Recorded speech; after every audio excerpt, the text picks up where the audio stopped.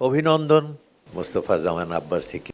এই দিন আসলে জানারও ভালোবাসারও, তাকে অভিনন্দন জানাই, কারণ বহুদিন আমরা পরস্পরকে চিনি। ইউনিভার্সিটিতে যখন আমি ভর্তি হলাম, ভর্তি হয়ে একদিন যাচ্ছি, আমাকে পাশ থেকে এক বন্ধু ফিসফিস করে বলল, ওই যে মোস্তফা জামান আব্বাসী, আব্বাসউদ্দিন আহমদের ছেলে। তখন বাপ ছাড়া গতি ছিল না, এখন নিজেই বাপ। বাপ না, না না, আজকে তো একটা গম্ভীরা গানের অনুষ্ঠান হওয়া উচিত ছিল, নানা হে।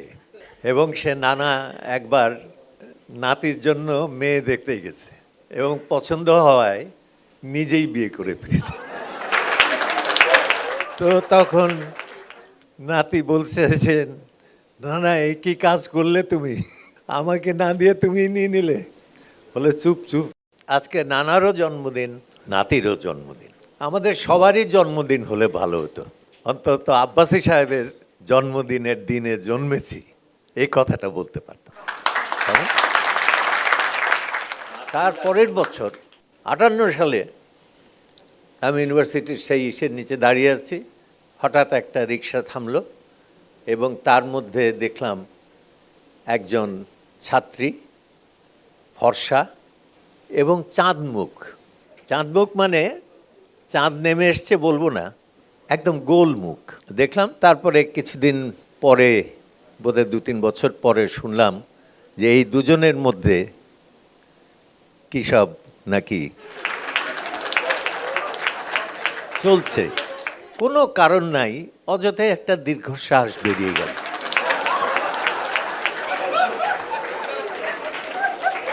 ইউনিভার্সিটি গেল, ওনার আব্বা একদিন এসেছিলেন ইউনিভার্সিটিতে।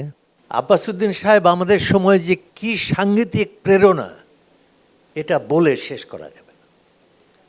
উনি গানের একটা টান দিয়েছেন কি, মনে হতো আমি একটা নদীর ধারে দাঁড়িয়ে আছি, আমার চারপাশে ধান ক্ষেত, অথবা সেই মৈশাল বন্ধুর গাড়ি। একটা অদ্ভুত গান, যতই সুন্দর হোক, যত বিশুদ্ধ হোক, যত ভালোই হোক, গান যদি শোনার সঙ্গে সঙ্গে আমার নিজের মধ্যে একটা স্বপ্নের জগৎ তৈরি না হয়, গান যদি আমাকে আমার জায়গা থেকে নিয়ে আরেক দেশে নিয়ে চলে যেতে না পারে, ওটা গান না। আমি তো গান বুঝি না।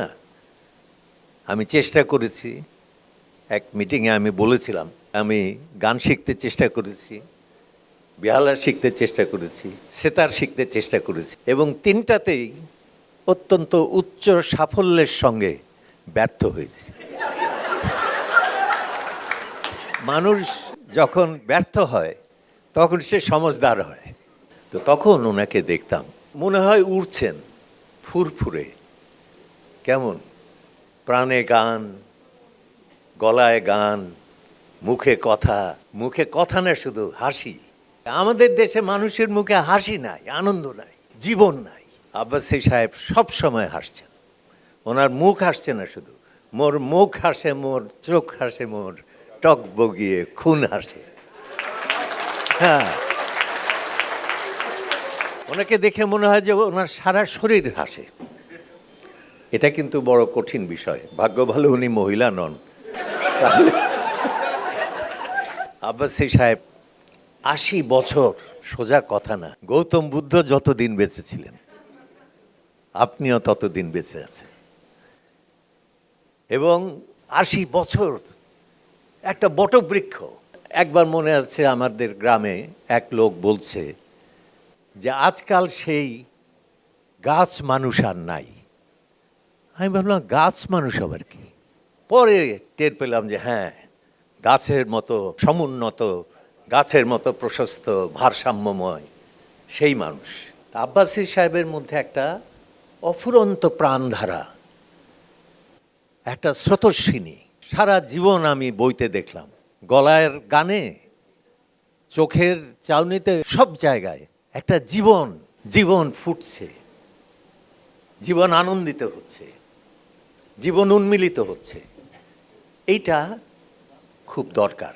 মেয়ে যখন বলেছে উনি বালক, মেয়ে যখন বলেছে তখন এটা সত্যি। আমার মেয়েরা বলে যে তুমি কিছু বোঝো না আব্বা।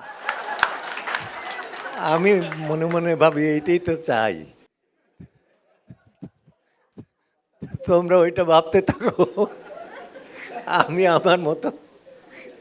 হ্যাঁ, একটা ফ্রিডম, কারণ বুঝতে চাইলেই ওই গাড়ি ড্রাইভ করে স্কুলে দিয়ে আসতে হবে। আব্বাসী ভাইয়ের মুখে কোনো বিরক্তি দেখি নাই, নিন্দা শুনি নাই। সেদিনই একটু নিন্দা করলেন ফোনে, যে অমকে বক্তৃতা দিতে দাঁড়ালো ৪৫ মিনিট। আমি মনে মনে হাসি যে হায় আব্বাসী ভাই, আপনিও তো ১.৫ ঘন্টা।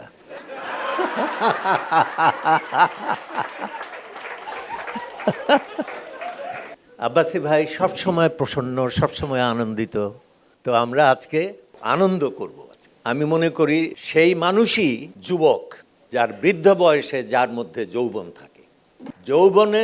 যৌবন থাকা এটা জৈবিক ব্যাপার, কিন্তু বার্ধক্যে যৌবন থাকা এটা একটা অসাধারণ ব্যাপার। কেমন? বার্ধক্যে তার মধ্যে যৌবন থাকে যার মধ্যে শৈশব থাকে। সেই যৌবন নিয়ে আপনি আরও বহুদিন বাঁচেন এবং নব নব অবদানে বাংলাদেশকে আপনি সুন্দর করে তোলেন। ধন্যবাদ।